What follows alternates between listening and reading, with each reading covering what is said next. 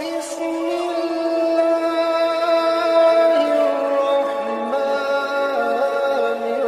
الرحيم بسم الله الرحمن الرحيم سبحانك لا علم لنا إلا ما علمتنا إنك أنت العليم الحكيم اللهم أخرجنا من ظلمات الوهم وأكرمنا بنور الفهم وافتح علينا بمعرفة العلم وحسن أخلاقنا بالحلم وسهل لنا أبواب فضلك وانشر علينا من خزائن رحمتك يا أرحم الراحمين اللهم استودعك مما علمتني فردده إلي عند حاجتي إليه ولا تنسانيه يا رب العالمين نويت التعلم والتعليم والتذكر والتذكير والنفع والانتفاع والإفادة والاستفادة والحث على التمسك بكتاب الله وسنة رسوله والدعاء إلى الهدى والدلالة على الخير ابتغاء وجه الله ومرضاته وقربه وثوابه سبحانه وتعالى.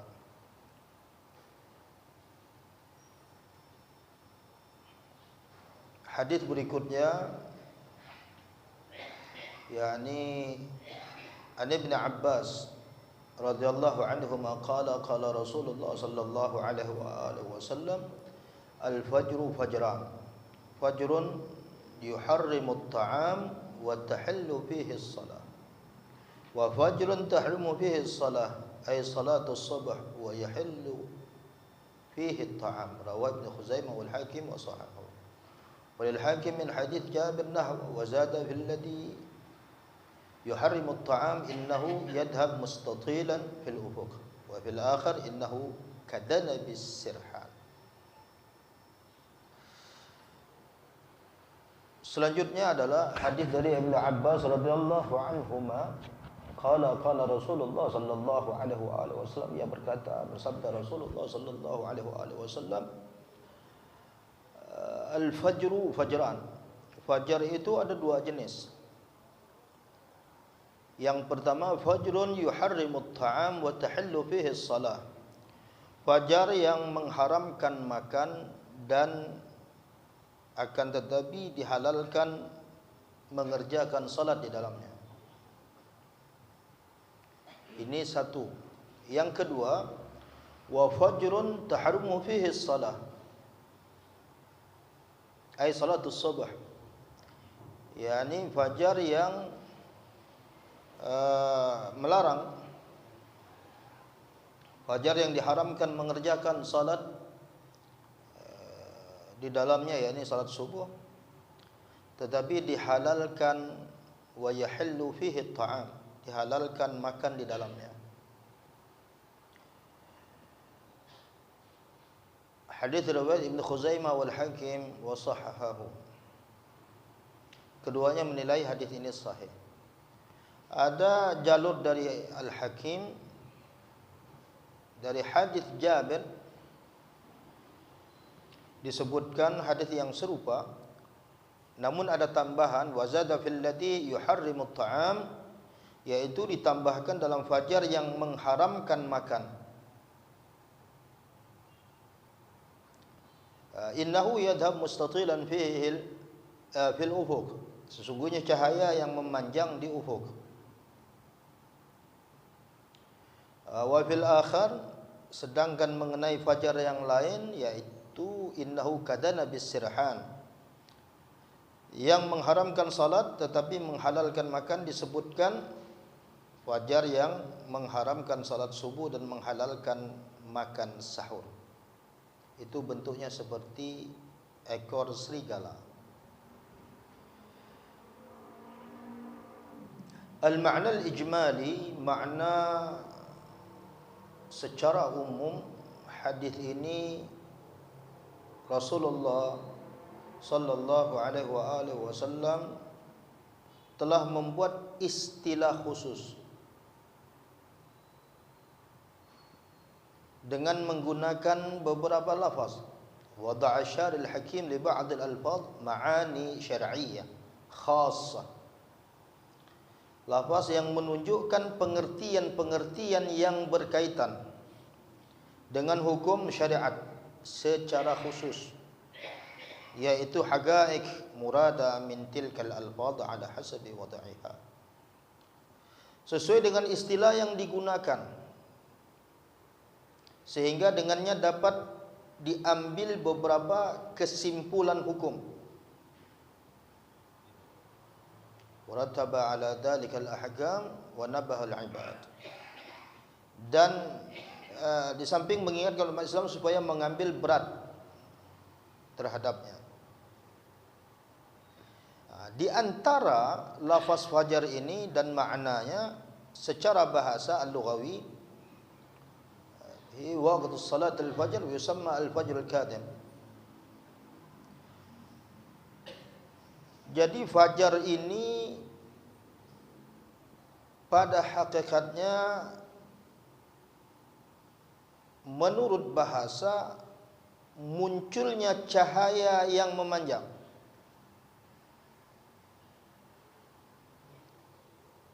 Munculnya cahaya yang memanjang.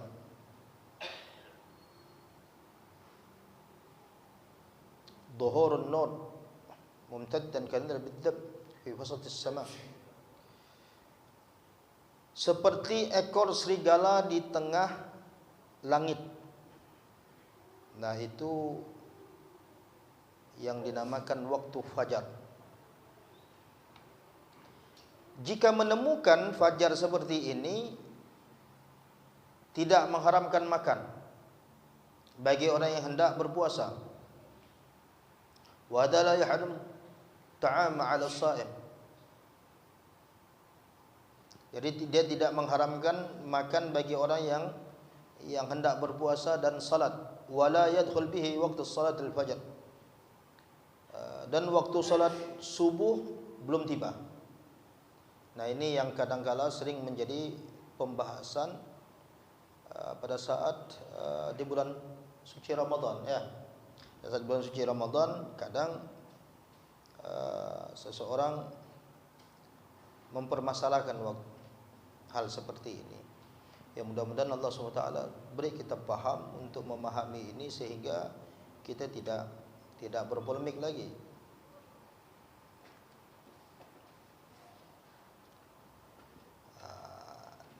Dan dikenal dengan istilah fajar kadhib. Ini istilah yang pertama. Sedangkan istilah yang kedua, wa tsani al-fajrus shadiq, yaitu fajar shadiq. Apa fajar shadiq itu? Huwa ad-dhiya al-muntashir. Fajar yang sinarnya menyebar. Alladhi yuhram bihi al-akl. Jika ia muncul, maka haram bagi orang untuk berpuasa, namun dia dibolehkan untuk mengerjakan salat fajar. Artinya waktu salat subuh telah tiba. Jadi menurut bahasa al-fajar fil lugha lafdhun mushtarik baina waqtain, yaitu lafaz mushtarak, lafaz yang mempunyai dua arti, di mana makna yang satu bertentangan dengan makna yang kedua, meskipun kedua-duanya sama-sama menunjukkan waktu. Nah, ini asal kata fajar itu. Kemudian Rasulullah sallallahu alaihi wasallam membagi fajar ini menjadi dua. Fajrun yuharrimut ta'am, fajar yang mengharamkan makan bagi orang yang hendak berpuasa. Dan inilah yang dikenali dengan nama fajar shadiq, wa yutlaq alaihi al-fajr shadiq. Kemudian ada lagi wa fajrun tahrumu fihi shalah wa tahallu fihi shalah. Dengan munculnya fajar ini maka masuklah waktu salat, maka wajib kita salat subuh. Kemudian Rasulullah menyebut fajar yang kedua, wa fajrun tahrumu fihi shalah. Yang dimaksud maksudnya di sini adalah salat subuh.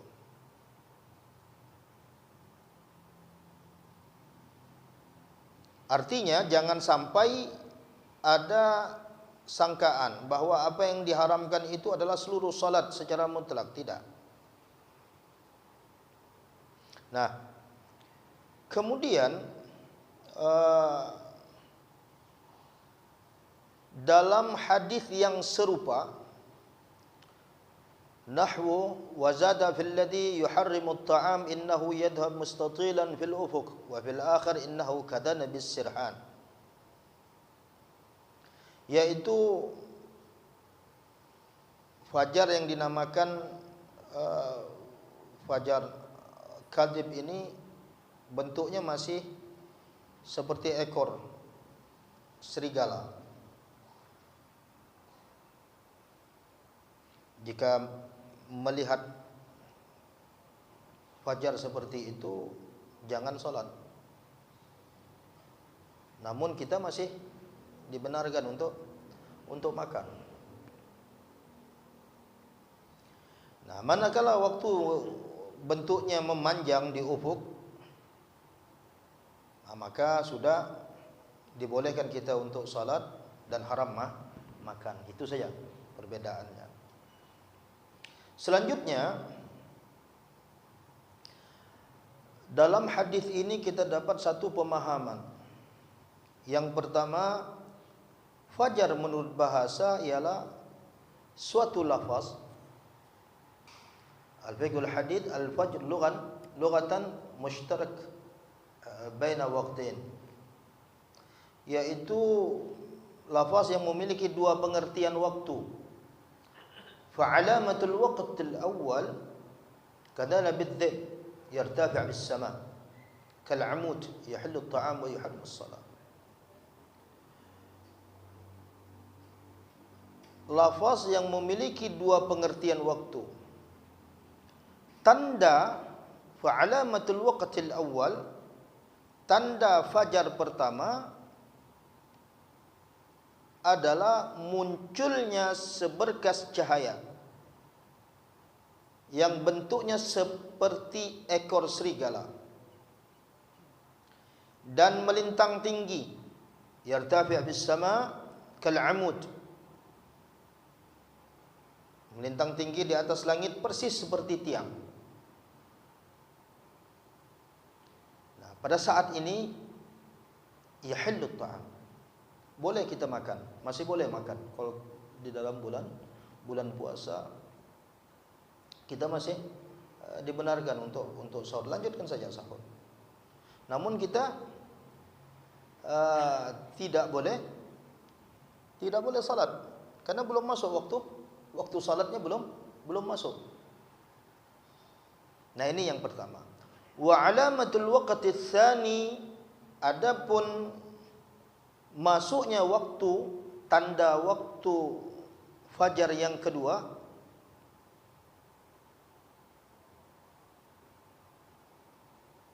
munculnya sinar yang memanjang di ufuk. Zuhuruhu mumtaddan fil ufuk fa innahu yuharrimu at-ta'am wa yuhillu as-salat. Kalau yang demikian, maka kita sudah tidak boleh makan lagi, namun dibenarkan untuk melakukan salat subuh. Artinya salat subuhnya sudah tiba waktunya. Nah, inilah yang bisa dipahami dari hadis yang kita bahas pada malam hari ini. Mudah-mudahan Allah SWT beri kita faham untuk memahami makna yang disampaikan oleh Rasulullah sallallahu alaihi wasallam. Kadang Rasulullah sallallahu alaihi wasallam memberikan perumpamaan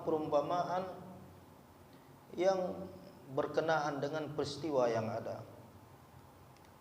Seperti kasirhan itu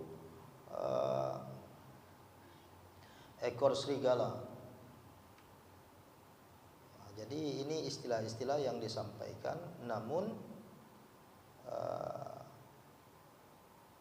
diterjemahkan oleh para ulama guna memberi faham kepada umat, agar jangan sampai mereka salah paham. Nah, ini untuk hadis yang pada malam hari ini berkenaan dengan waktu fajar. Jadi kita harus paham ada istilah-istilah fajar katib, fajar sadiq. Fajar katib itu artinya kalau kita berpuasa maka masih boleh makan, namun belum dibenarkan kita untuk salat subuh. Kalau memang sudah masuk fajar sadiq, artinya sudah betul-betul muncul sinar yang memanjang di ufuk, maka kita sudah tidak boleh makan lagi, dilarang untuk makan. Namun sudah masuk waktu salat subuh. Nah, itu yang harus dipahami dan dibedakan, jangan sampai salah dalam memaknai fajar itu sendiri. Ya, jelas fajar itu ada dua macam sebagaimana yang disampaikan oleh Rasulullah sallallahu alaihi wasallam. Al-fajr fajrani, fajrun yuharrimu at-ta'am wa tahillu fihi as-salah, wa fajrun tahrumu fihi as-salah ay salat as-subh wa yahillu fihi at-ta'am. Nah, jadi mudah-mudahan ini bisa dipahami. Jika ada yang ingin ditanyakan, fa'alaihi tafadhalu.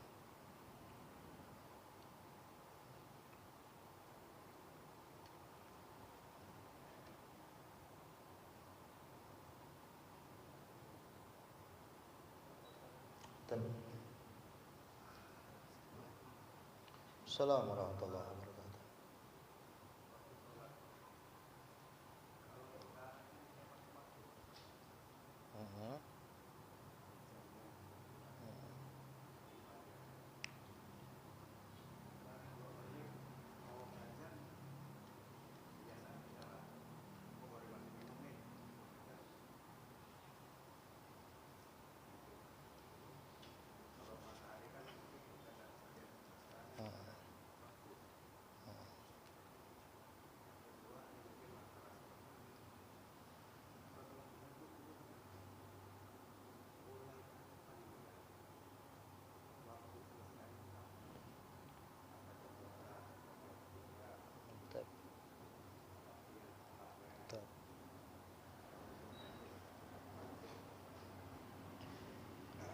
Walhamdulillah, dengan perkembangan teknologi saat ini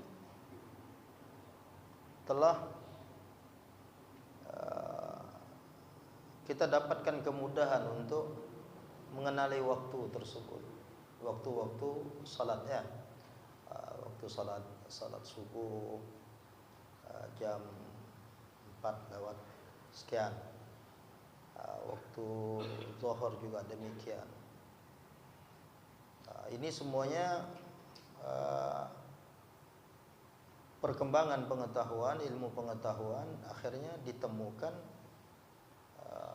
waktu untuk mengerjakan salat tersebut. Bagaimana kita menyikapi hal yang demikian? Kita tidak alergi dengan teknologi. Islam tidak alergi terhadap teknologi. Namun tetap koridor aturan dalam syar'i tetap dikedepankan, seperti waktu subuh dan lain sebagainya. Nah, jika menemukan waktu tersebut berselisih, kadang setelan waktu ini berbeda ya. Kadang setelan waktu berbeda. Waktu di sini mungkin berbeda dengan masjid yang satunya. Nah, bagaimana kita menyikapinya? Nah, pada saat itu kita kembalikan kepada ijtihad. Namun ijtihad ini tidak ijtihad ini tidak untuk orang. Dilakukan ijtihad pada saat itu jika memang kita sudah merasa yakin ya masuknya waktu, silakan. Tapi tidak boleh mengajak orang. Mafhum ya? Nah, sebagaimana yang sudah dilakukan oleh waktu-waktu sebelumnya. Nah, sekarang itu kan kita susah nih mau kalau dipraktekkan sampai masuk waktu memanjang dengan tonggak dan lain sebagainya untuk menentukan waktu salat zuhur dan lain sebagainya, maka itu menjadi sebuah kesulitan bagi umat. Nah, untuk itulah ada ruang sehingga ditemukan satu alat yang bisa untuk menunjukkan waktu-waktu salat tersebut. Adapun perselisihan waktu antara sampai satu atau sekitar 1 atau 2 menit, nah ini biasa, kadang hitungan falak itu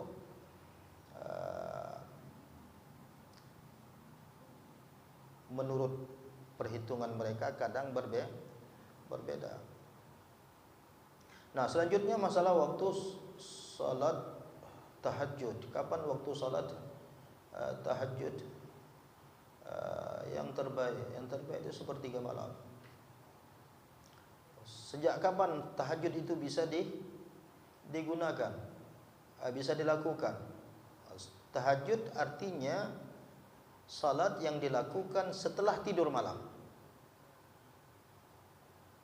Misalnya seseorang tidur jam 8 ya. Dia terlelap saja.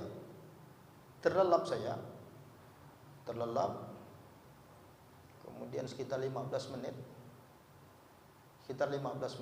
dia terbangun. Setelah itu dia ingin melakukan salat tahajud. Ma'alah, tidak jadi masalah waktunya. Karena asal kata tahajud itu sendiri adalah bangun dari melakukan salat dari bangun tidur setelah tidur malam walaupun sejenak. Namun waktu yang terbaik itu adalah sepertiga malam. Batasan akhirnya sampai menjelang waktu subuh. Dalam Al-Quran, fatahajjad bihi nafilatan lak asa an yab'atsaka rabbuka maqaman mahmuda. Maka bangunlah kau dari tidurmu, fatahajjad bihi, bertahajudlah. Nafilatan lak sebagai bentuk perbuatan sunnah bagimu. Asa an yab'atsaka rabbuka maqaman mahmuda. Semoga Allah SWT nanti membangkitkanmu, menempatkan di tempat kedudukan yang tinggi lagi, mulia di sisi Allah SWT. Nah, jadi patokan kalau seseorang tidak salat, tidak bisa tidur, maka dia salat dullail saja, diistilahkan dengan salat malam. Dia lakukan salat. Nah, salatnya tidak bisa dikatakan salat tahajud, beda. Jadi kalau salat malam itu salat yang dilakukan pada malam hari.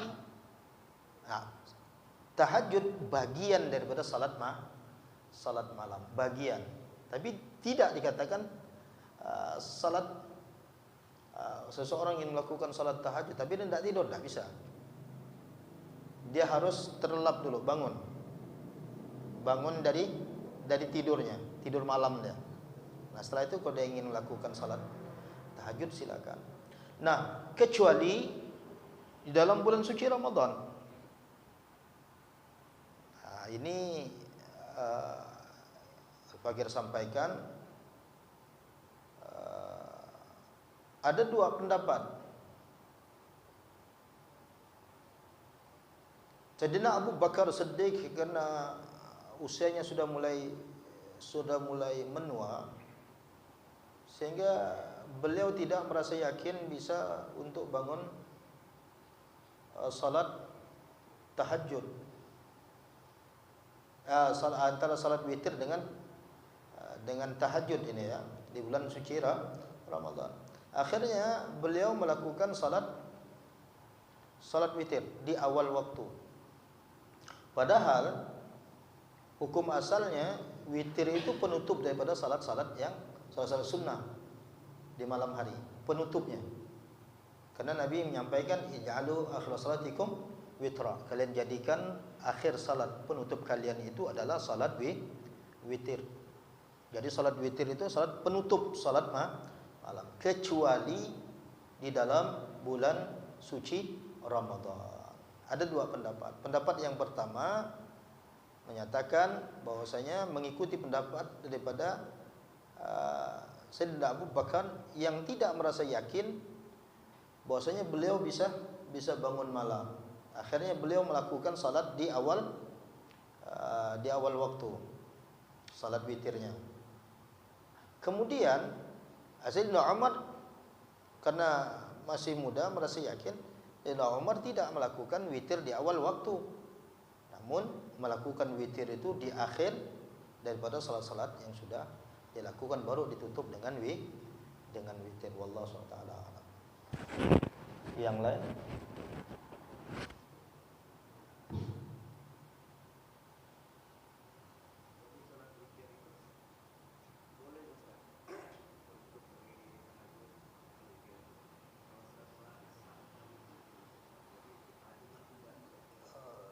Ya, boleh. Boleh lakukan seperti itu jika memang seseorang tidak merasa yakin dia bisa bangun malam. Jika dia merasa yakin tidak bisa bangun malam. Ihtiyat namanya, kehati-hatian. Namun jika dia bangun malam untuk salat tahajud, jangan witir lagi. Jangan dia lakukan witir kembali, itu yang dibahas oleh para ulama. Tep. Di bulan Ramadan kan selesai sholat tarawih itu kan Ustaz biasa dilakukan sholat fikir Ustaz. Apakah kita boleh nanti tengah malam kita sholat tahajud lagi Ustaz? Boleh. Tapi sholat tarawihnya lagi. Tidak. La witrani fil lail, kata Nabi dalam hadis, la witrani fil lail. Tidak ada dua witir di dalam satu malam. Jika kita sudah lakukan witir di awal waktu, maka pada saat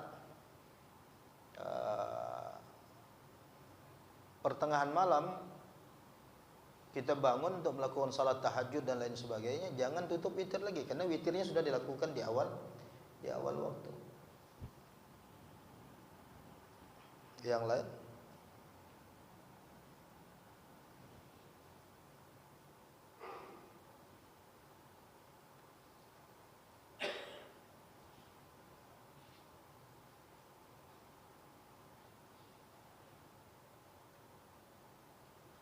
Nah, jadi sekali lagi Al-Fakir sampaikan, Rasulullah sallallahu alaihi wasallam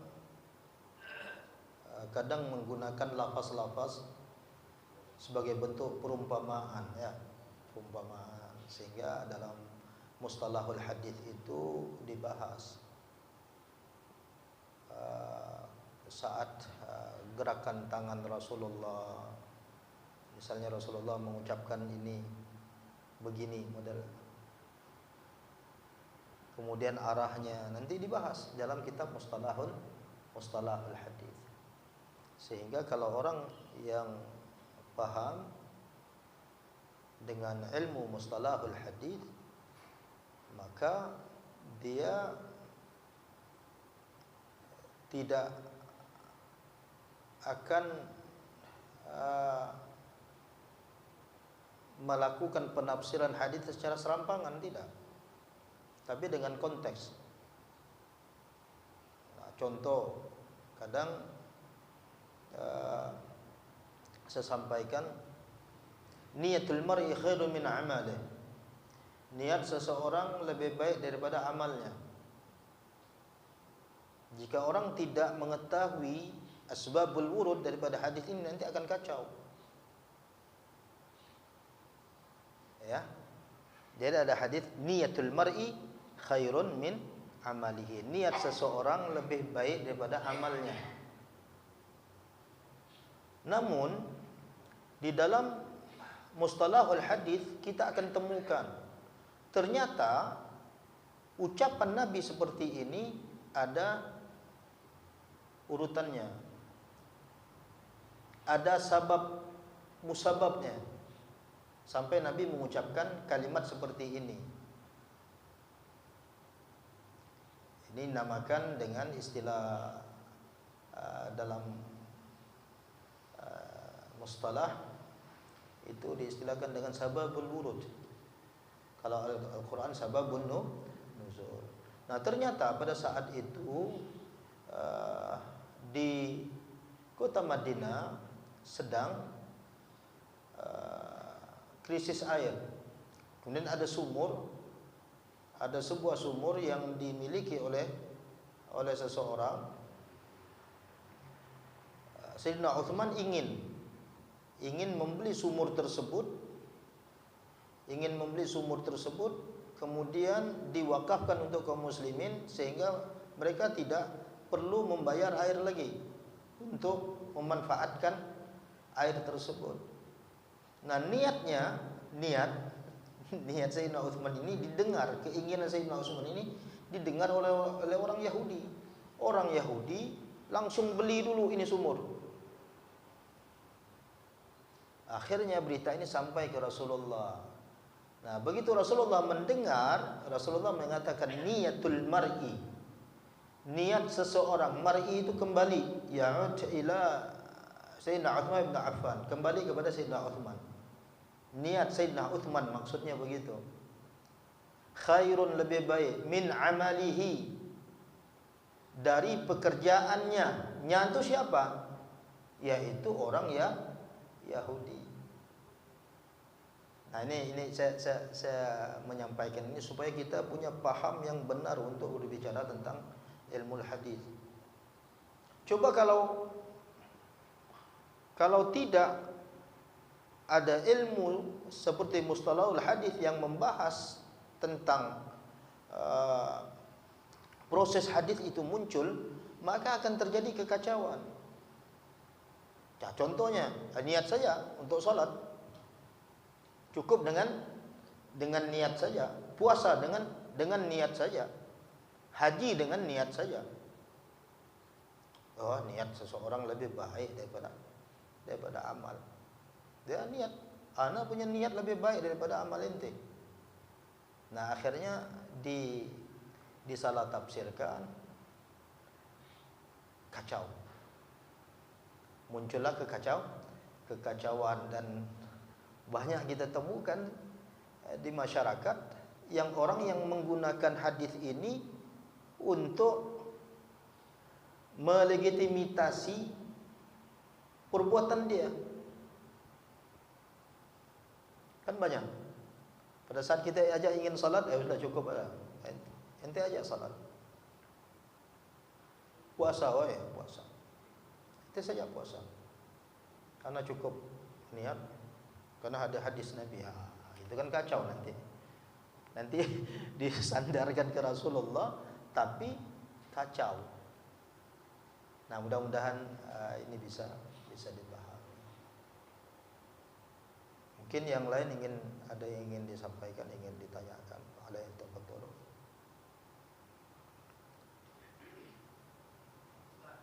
Baik. Iya. Kemarin kan Ustaz bilang sholat sebaiknya dizahirkan ya. Kalau kita membaca ayat itu seolah-olah kita mendengar. Iya. Minimal kita yang mendengar. Saya mendengar. Saya itu merasakan tuh nikmatnya sholat tuh seolah-olah Allah yang mendengar. Tetapi di waktu 3-4 hari Ustaz. Jadi ujung-ujungnya maksudnya untuk nikmat sholat itu kurang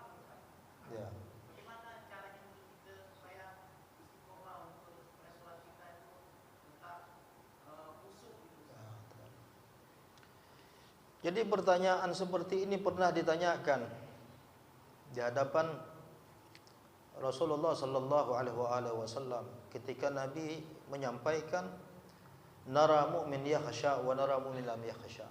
Kami melihat ada orang mukmin yang khusyuk, ada yang tidak khusyuk dalam salatnya.